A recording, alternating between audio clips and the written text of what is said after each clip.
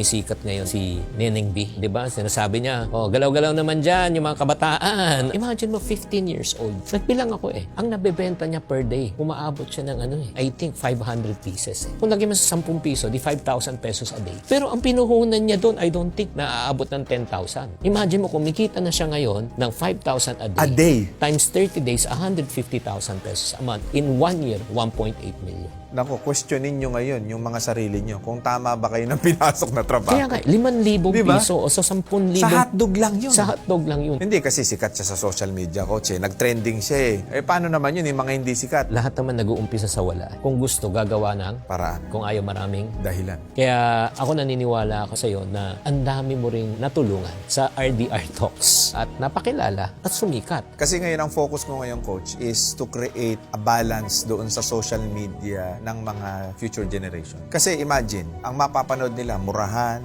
prank, away. 5 years, 10 years from now, yan ang pinapanood ng anak ninyo. What will happen? Wala na. Yung mga next generation natin, talagang sirang-sira na yung pag-uugali.